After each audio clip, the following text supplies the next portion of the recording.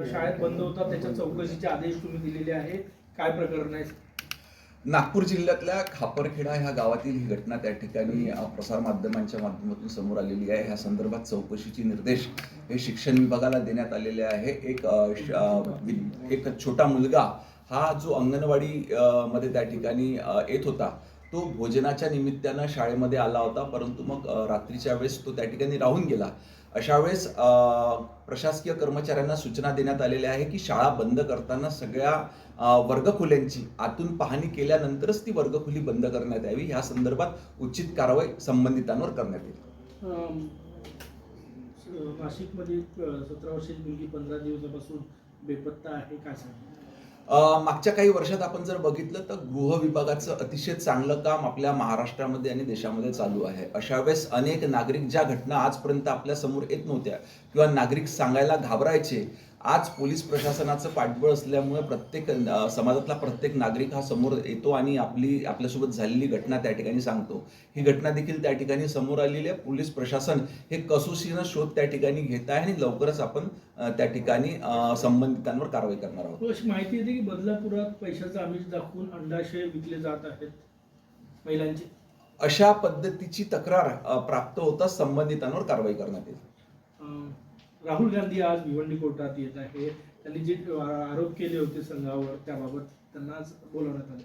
आपण बघितलं की मागच्या 10 ते 11 वर्षापासून संपूर्ण देशातल्या लोकांनी एकत्र येऊन त्या ठिकाणी विकासाच्या दिशेनं, म्हणजेच भारतीय जनता पार्टी आणि ह्या देशाचे प्रधानमंत्री नरेंद्रजी मोदी यांच्या नेतृत्वात जे सरकार चालू आहे त्यांच्यावरती पूर्णपणे विश्वास ठेवलेला आहे.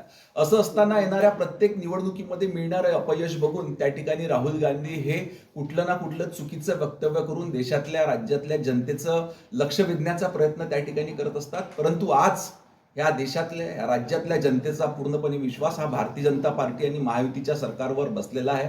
त्याच्यामुळे अशा पद्धतीची कुठलीही कृती राहुल गांधींनी केली तरी जनता त्याकडे लक्ष देणार नाही. हो, नागपूर जिल्ह्यामध्ये फिजिक्स आणि केमिस्ट्रीचा पेपर 12वीचा फुटल्याची माहिती आहे, काय सांगणार? पोलीसमध्ये तक्रार दाखल. अशा पद्धतीची तक्रार अजूनपर्यंत आमच्याकडे आली नाही. जर का अशा पद्धतीने काही घटना घडली असेल तर संबंधित प्रकरणाची संपूर्ण सखोल चौकशी करण्यात येईल. अंमलदारांची सुरक्षा कपात करण्यात आली.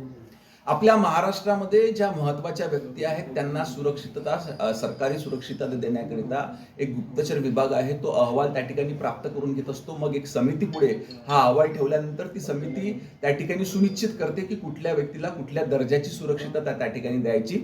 संबंधित समितीने घेतलेला तो निर्णय असावा. राज ठाकरे यांनी टीका केली की महाराष्ट्र ICU मध्ये आहे. आज आपण बघितलं की मागच्या 10 ते 11 वर्षाच्या कालावधीमध्ये देशात असो राज्यात असो, देशात सन्मान्य पंतप्रधान नरेंद्रजी मोदी आणि राज्यामध्ये सन्मान्य मुख्यमंत्री देवेंद्रजी फडणवीस यांच्या नेतृत्वात अनेक विकासाचे प्रकल्प, विकासाचे कामं संपूर्ण महाराष्ट्रामध्ये झालेली आहे.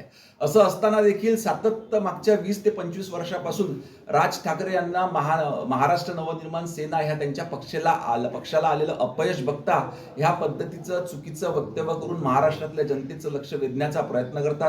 मधामधातनं ते ह्या पद्धतीचं वक्तव्य करून अशा पद्धतीचं काही काम ह्या राज्यामध्ये करण्याचा प्रयत्न करतात. परंतु असं कुठलंही कृत्य त्यांनी केलं तरी महाराष्ट्राची जनता आज संपूर्णपणे विकासाच्या कामाच्या पाठीमागे आहे.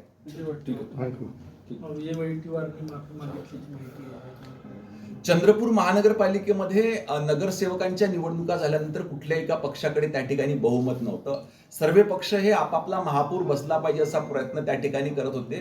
परंतु स्थानिक नगरसेवकांनी शेवटी एक निर्णय घेतला की भारतीय जनता पार्टी आणि महायुतीच या राज्यामध्ये आणि आपल्या चंद्रपूर शहराचा विकास करू शकतो. त्याच्यामुळे नगरसेवकांनी एकत्रित येऊन त्या ठिकाणी भाजपचा महापौर बसविण्याचा निर्णय घेतला आणि आज चंद्रपूर महानगरपालिकेमध्ये देखील भारतीय जनता पार्टीचा महापौर बसलेला आहे. चंद्रपूरच्या एका नामांकित शाळेमध्ये 8वीतल्या मुलींवर जे आहे ते विनयभंगाचा प्रकार समोर आलाय. कारवाई झाली, अटक करण्यात आली शिक्षकांवर. मात्र अशा पद्धतीने मुलींच्या शाळांमध्ये जे घटना घडते या संदर्भात काय गृह विभाग जे आहे ते करत आहे? नाही, ह्या संदर्भात इतिहासामध्ये जेव्हा अशा घटना घडल्या त्यावर आपण तात्काळ कार्यवाही करून संबंधितांवर कठोर कारवाई देखील केलेली आहे.